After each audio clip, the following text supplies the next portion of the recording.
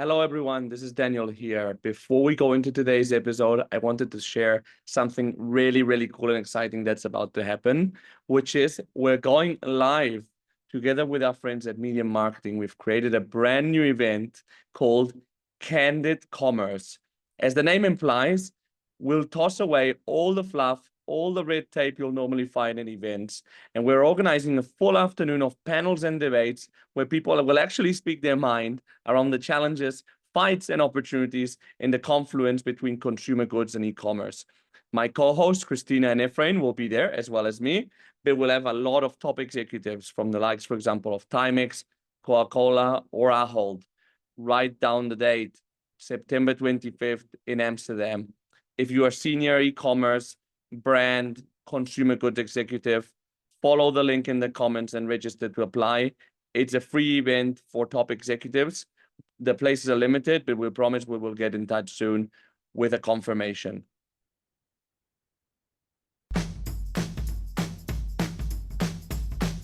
Welcome to the FMCG Guys, the podcast that dives into the innovation, strategy, and trends shaping consumer goods and retail in Europe and beyond.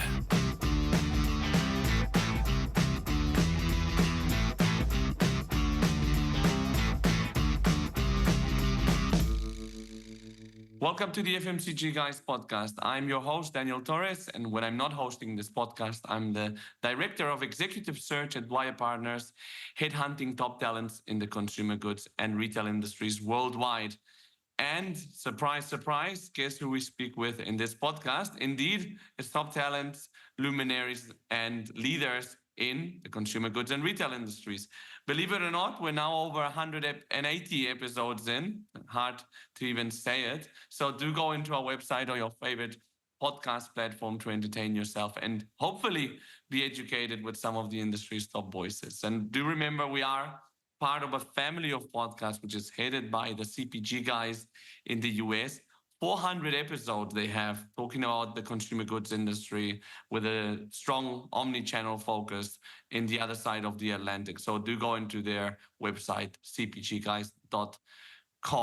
And also, remember, if you haven't followed us yet on LinkedIn, please do. You'll join a community of 16,000 members and still growing. And there you'll just find basically industry news and our latest episodes, which come out every Wednesday and every Saturday. And today, accompanied by two greats of the consumer goods industry. On one side is my co-host, Efrain Rosario, straight out of the Olympics. How are you doing? I'm good, Daniel. Good to be with you as always. Dealing with a little bit of a post-Olympics withdrawal, but I can imagine. only 4 more years until Los Angeles. How was it? Because for those who don't know, Efrain is based between Amsterdam and Paris. And I think you were lucky enough to be able to spend days in Paris during the Olympics, right?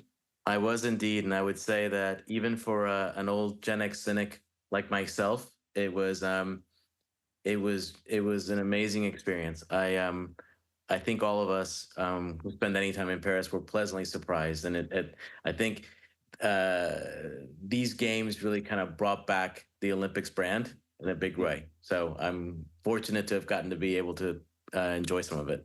Yeah, because I think the Olympics brand had lost a bit of prestige because usually it was like 5 cities really competing against each other, and the last 2 selections were pretty like they were pretty easy because nobody else wanted to run for it. So.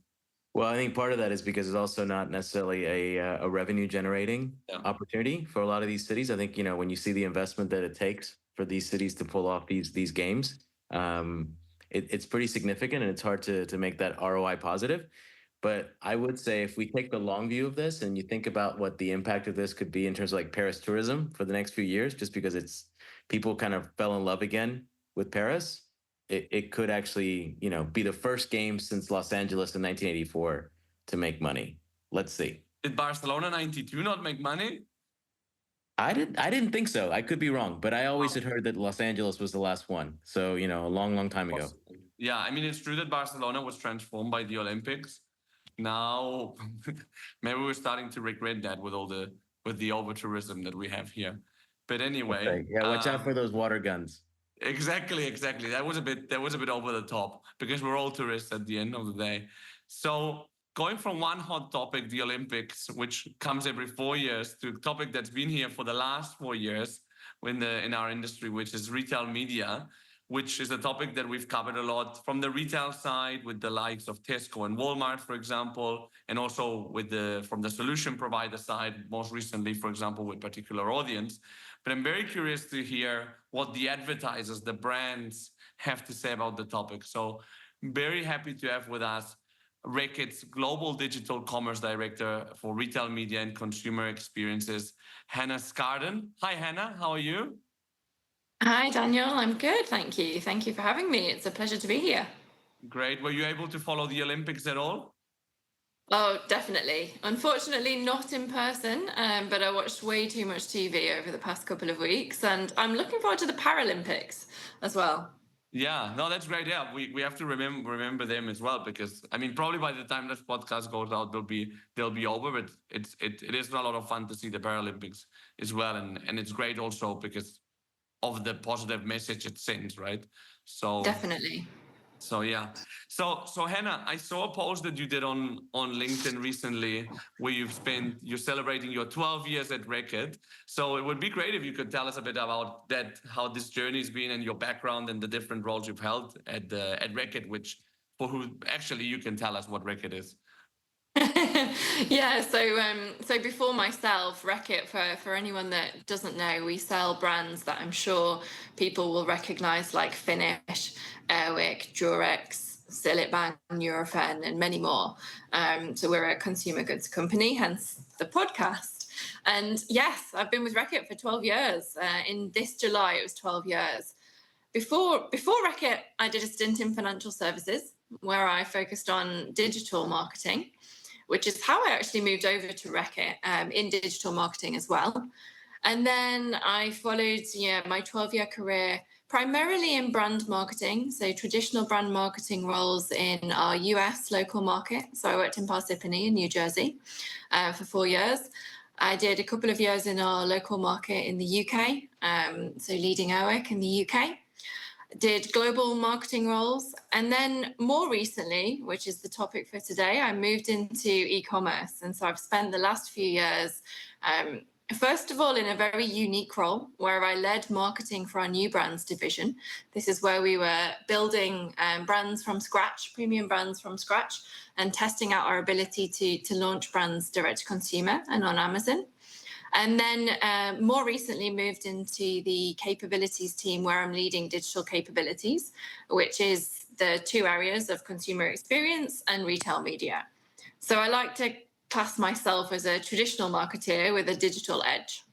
That's great. And also a good example of Reckitt's classic career path, right? Fast, cross-functional, international. So good on you, because I mean, I think that it's a great way to grow in your career, to take these type of moves as well. Yeah, absolutely. I think it was a reflection when I did do that post on LinkedIn around just how many different roles I did. And, 2 or 3 of the roles that I did in the 12 years, they weren't actually roles before I did them. And that's what really excites me, is moving into these new areas of marketing. Yeah, absolutely. And what I think is really interesting, given your background at Reckitt, has been that you do offer that view of both the more, let's call it, traditional brand marketing, and then obviously having built your own digital capabilities, but now looking at building those for the entire system. And I'm curious, if you think back to your time in leading brand marketing for brands like Lysol and Airwick, and now that you've fully focused on digital, how embedded is digital in that overall brand strategy, and has that naturally just evolved over time since you've been at Reckitt?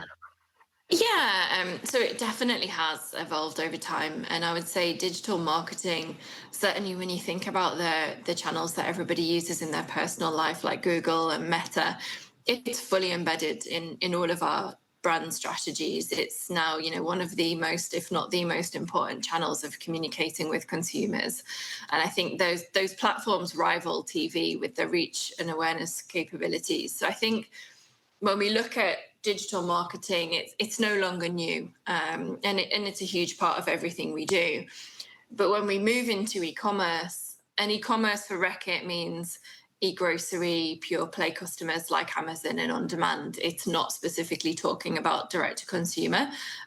So when we move into e-commerce and we look at retail media as a subset of digital marketing, that is new. So in areas of our business, particularly, the US, China, Australia, UK, we are advancing very quickly, but not in every country just yet. And we kind of keep pace, or we intend to keep pace and try and advance ahead of the retailers that are in those countries as well. So I would say on one side, digital marketing is fully embedded in the strategy of our brands.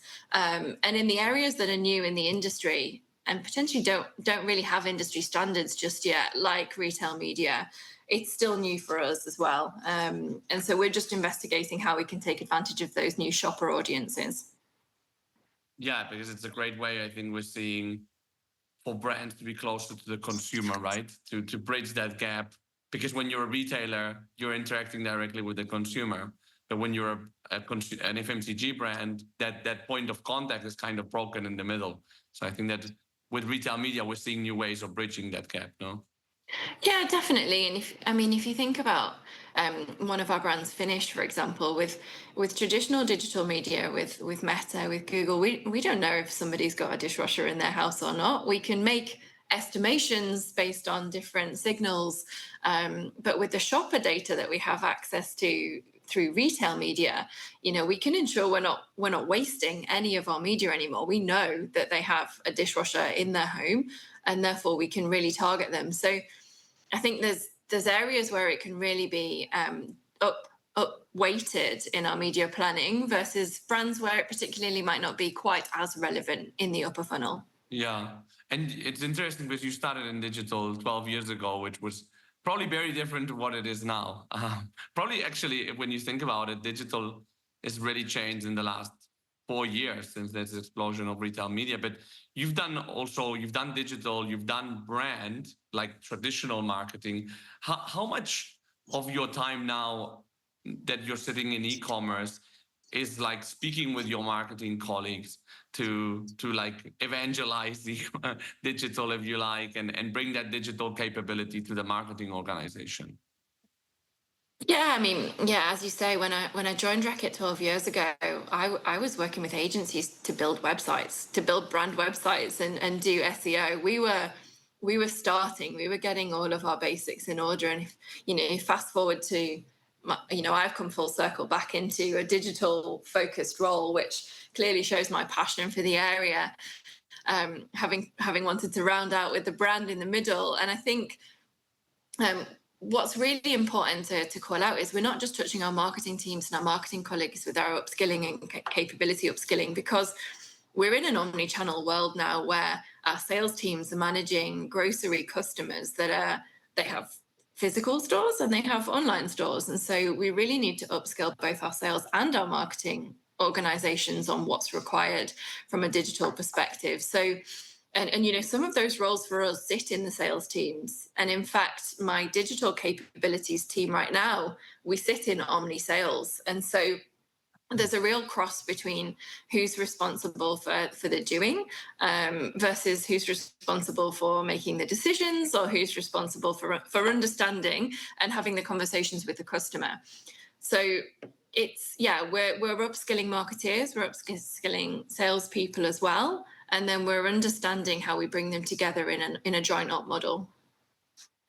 Yeah, I imagine. And to Daniel's point, I think retail media has certainly accelerated that conversation, because all of a sudden it really kind of basically crosses, let's say, the traditional functional borders that we've had before in regards to not just who owns the budget, but like you said, who's the doer in this situation as well.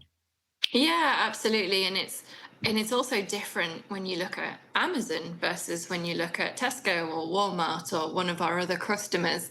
And so it's a big transformational change that we need to take as an organization, and CPGs are taking it. I keep in touch with a lot of my colleagues in different companies as we talk through the journey we're going on.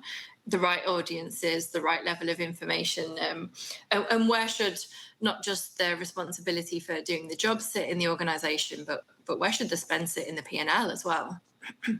And just drawing from my own experiences, what I find is that I think a lot of brands that I've worked on are still figuring out, for example, like with an Amazon, how do you make sure that from a P&L standpoint, you're thinking about them not solely as like, investment in sales out channel, but really thinking about what else it brings to the party in regards to like how people ultimately will go to Amazon, but ultimately choose to buy in another channel as well. How do you attribute their contribution to that sale in some way, shape, or form, so that it doesn't all of a sudden go, Amazon feels to be very like I'm investing a lot in Amazon, but maybe the sales aren't always there. Yeah, absolutely. And I think there's stats now to say that more people start their shopping journey searching on Amazon than they do on Google these days. And so I totally agree and very much see that to be true. And at the moment, one of the ways we analyze that is through marketing mix modeling, and they're done, annually, or in some cases slightly more regularly, but often, they're big studies and take a long time to execute.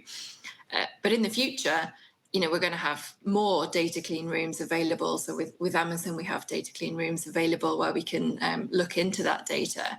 But in the future, when every retailer has that capability, you can imagine a world, where we can get anonymized data from all of our retailers and really attribute, first and last touch impact on sales. Absolutely. I think, like you said, it's a journey. It's not going to help. It definitely is. Play a journey. So going back to your personal journey, you alluded to the fact, like you said, that within Reckitt, you've been able to experience a lot of different roles, and oftentimes you've transitioned between local and regional or global roles in your personal journey. I'm curious just to understand how that transition has kind of informed your leadership style, and if you've been able to pull out of that experience certain success factors in regards to how you've been able to succeed in both local and like in more global roles. Yeah, absolutely. And I think it's not been that easy, and the first move certainly wasn't. There's a significantly different pace working in a local role versus a global role. Of course, I can just speak to Reckitt, but that pace is a lot slower in global. In local roles, you're looking weekly data. If you're lucky, monthly data.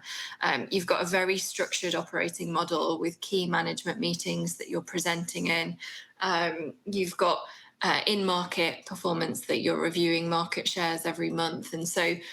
And you're planning 1 year ahead versus in a global role, that cadence changes. There's less of a structured op model. The pace is slower. You're looking at 1 to 3 year planning in certain cases. And really, to make a difference in a global role, you really have to be a self-starter. Have to figure out what your own op model is going to be for your team, how you're going to be extremely useful for the markets that you're serving, and the capabilities and upskilling that you're bringing to them. And I think one success factor that I've kind of brought into the way that I operate with my team is we have KPIs that drive our business, particularly in Reckitt, and in local roles, they're very obvious. Your market share, your penetration targets, your financial targets.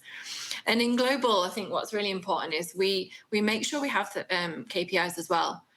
But instead of the lagging KPIs, we're focused on the leading KPIs. So we're focused on, what are those targets we need to set in place? And so, for example, in e-commerce, in the area that I'm working at the moment, it's, how many times do we need to test our content in order to ensure that it's right and that it's actually going to improve our conversion rate? Or another example is, how many times do we need to actually investigate the change in conversion rate, and how many SKUs do we want to assess to go and look into the performance decline or the performance increase? And it's more the process of how often should that happen? How many SKUs should we look into? How many tests should we do?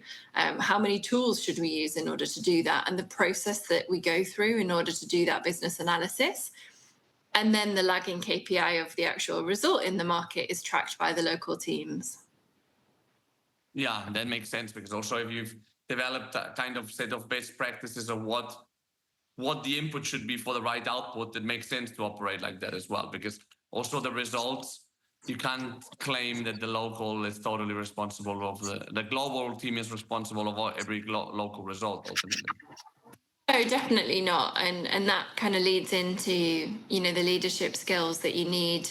It's more focused on influencing and focused on collaboration and building those connections. You've got smaller direct teams in global, but larger indirect teams. And then in local roles, you have to really focus on the results. So your leadership style is more results driven, and you've got a much larger direct team and a smaller indirect team. So you just flex in different ways. Yeah. Well, and I imagine, you know, and I think my experience has been that when you're in those global roles, like, and you alluded to this, is that you have to lead through influence in a lot of ways, right? So it's about how you can have that longer term view and influence people to think about actions in the now that ultimately will get to the desired result in the next as well. Yeah. And that is a special skill, and it's not an easy one to build, but it can be done. So I'm guessing from the fact that you've been successful in these roles, you've been able to do just that as well.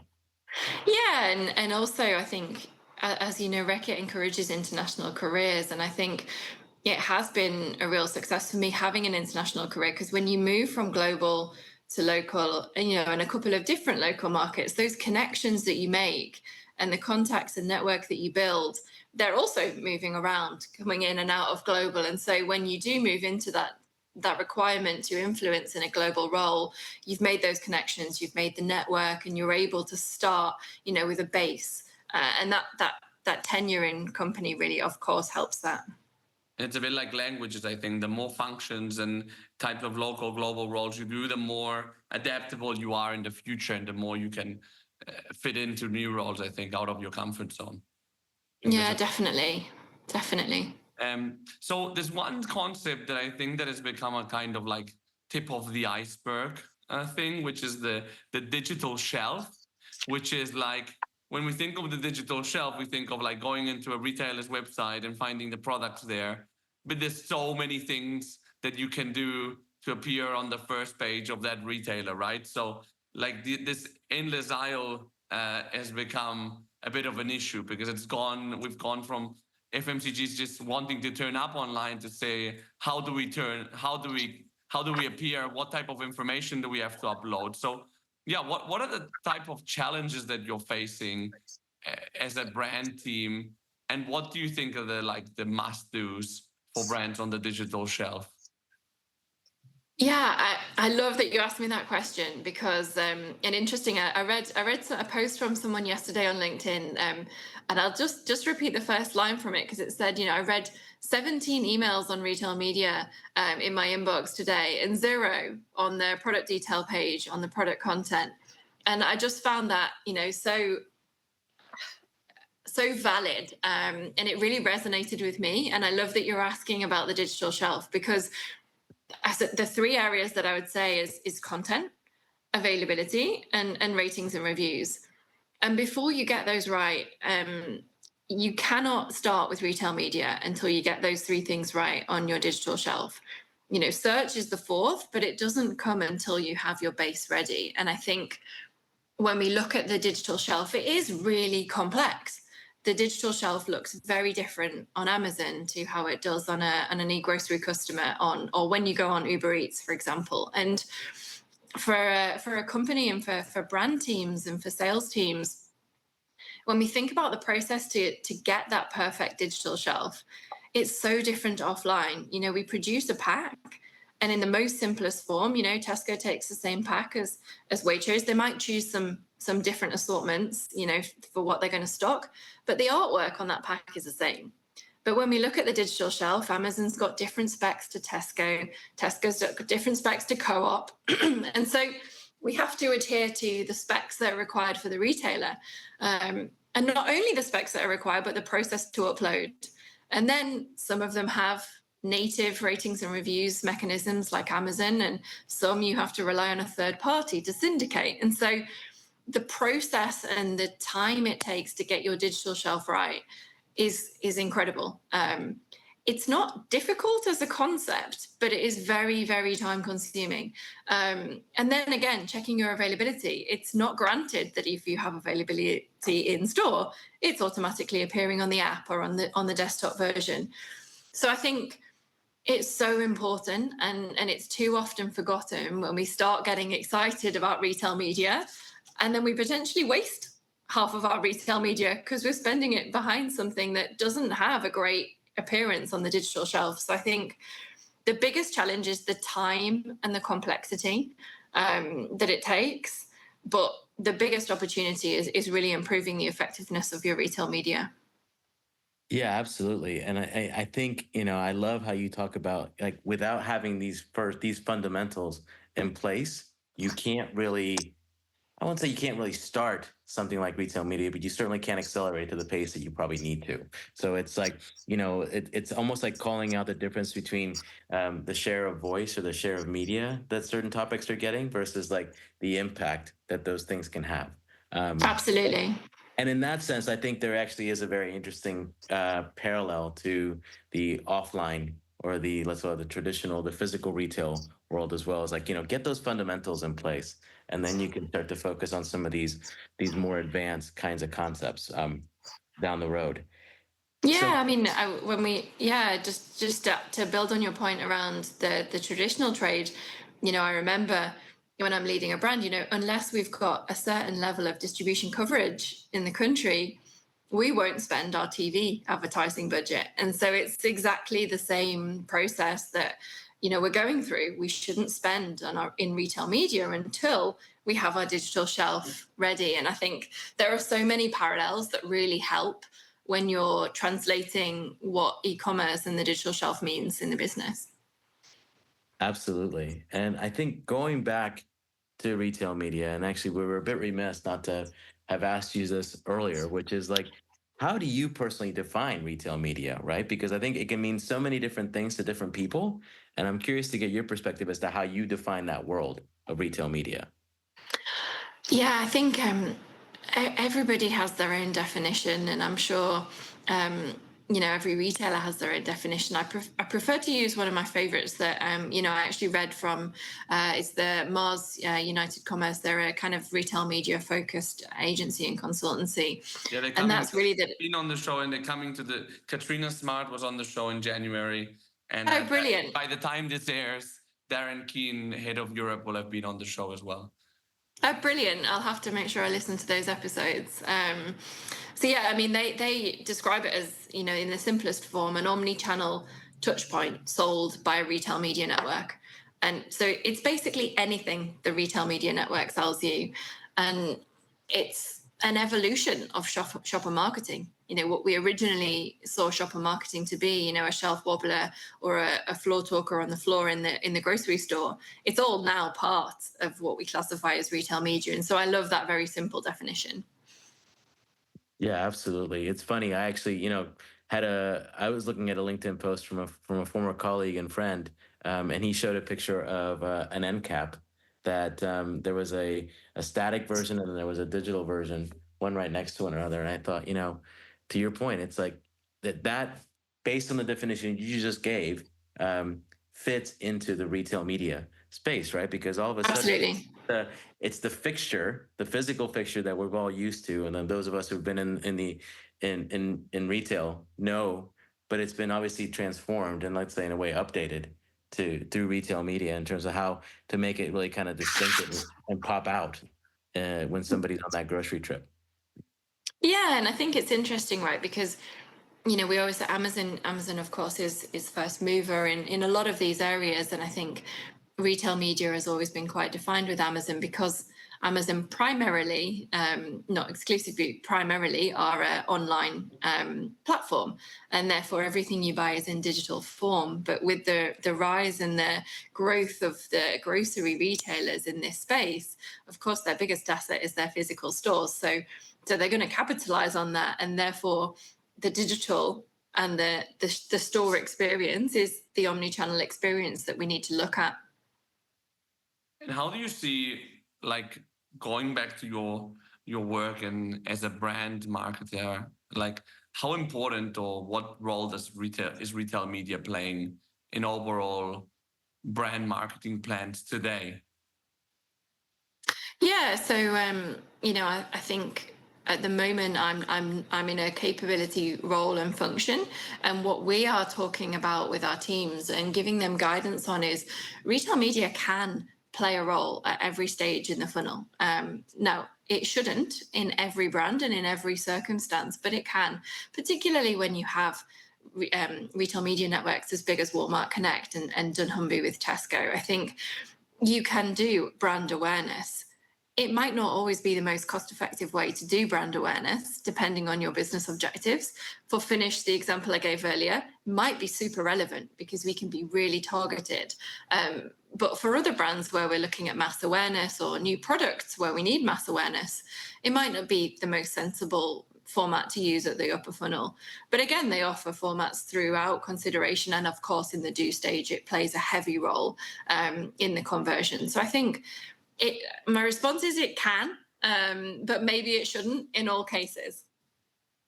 Which is interesting that you say that, considering that it's the capability you're developing. So it's interesting to see like that even you say that it's not like for everything, no? Because sometimes I guess like TV or more traditional media. Yeah, there's a role for all of the different media channels, and I think depending on your business objective, you choose the most efficient and effective. And for sure, where it's not questionable is in the do stage at the bottom of the funnel. And I think you've got many more options in the mid and upper funnel, and you're making a decision that's right for the brand in that country that it's operating.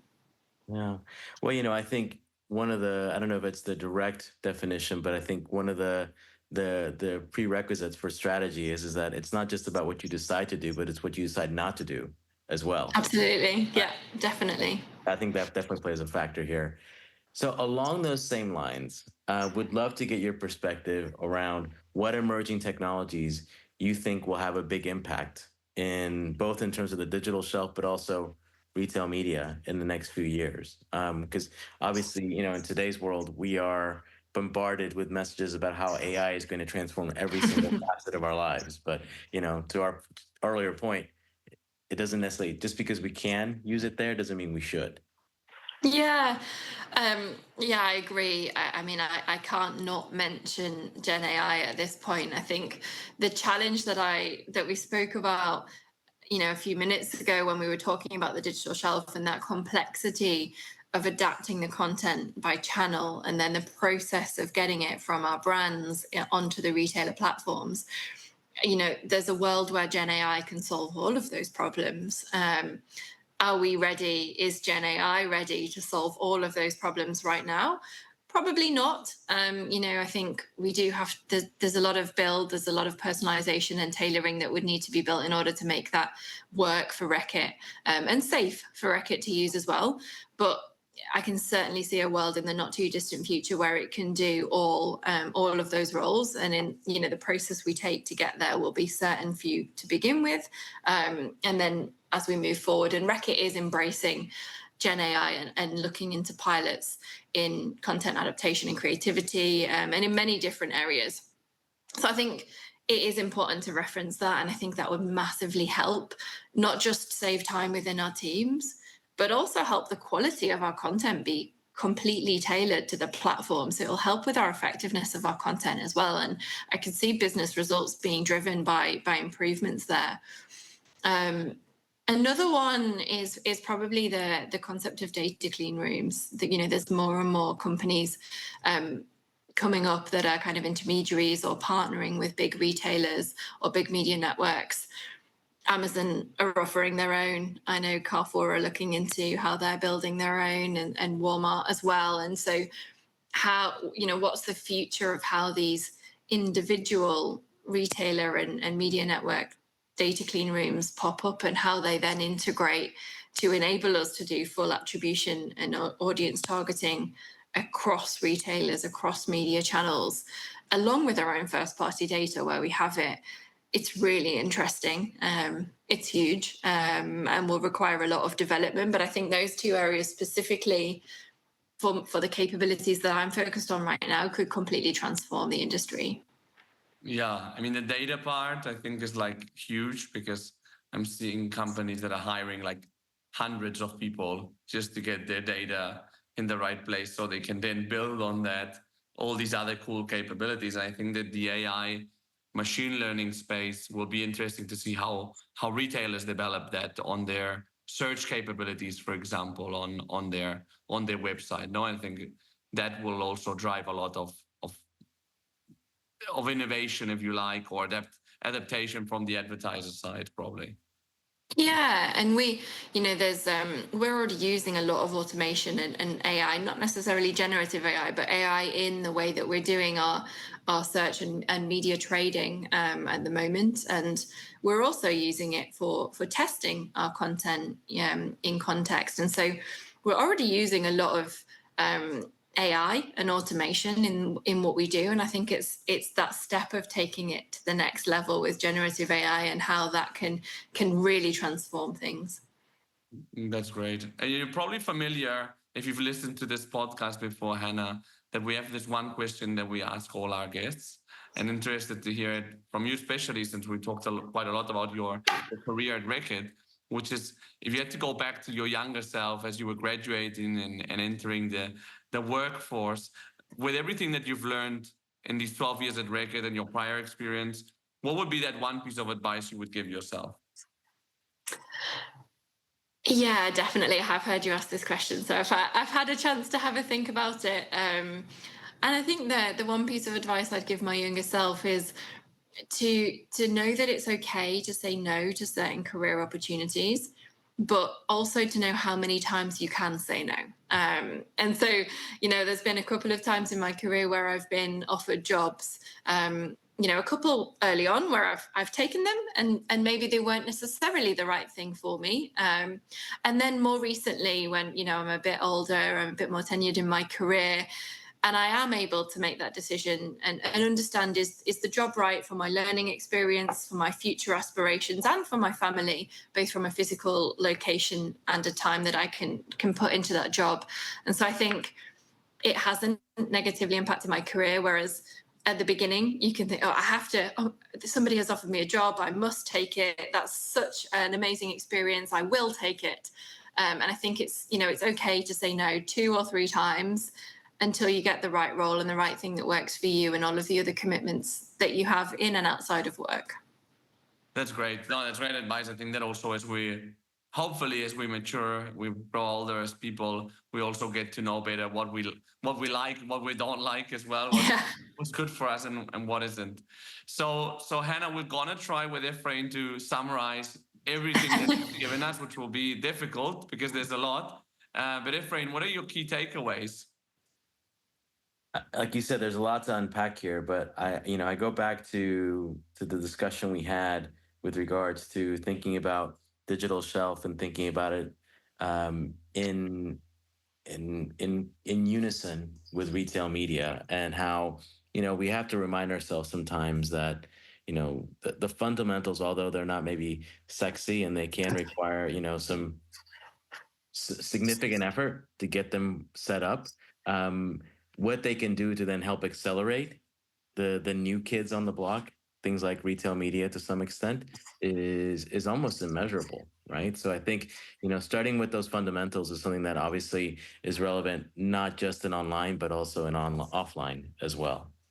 Yeah, I think it's the first time we hear it that clearly, that having the digital shelf right, like the product display page, for example, ratings and reviews, etc., together with data, I think, but we hadn't heard of so much like that the digital shelf per se was so important for the rest of the equation to be effective, and for retail media to give the right return on investment.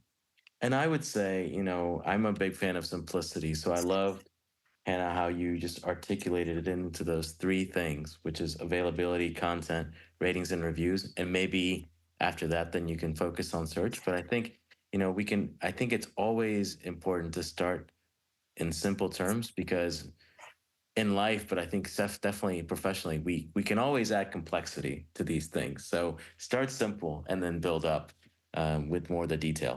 Well, as Hannah said, time and complexity are the biggest challenges, right? So it makes sense.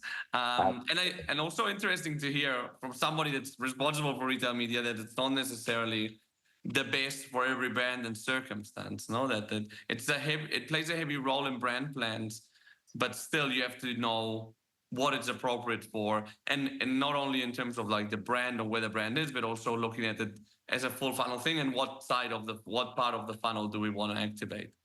Yeah, absolutely. And I think it goes back to the definition that Hannah shared with us, with courtesy of the work that Mars United Commerce, which is thinking about it in that omni-channel sort of way, right? Which is that any touch point that fits into that and is activated through retail media networks is something that is in play.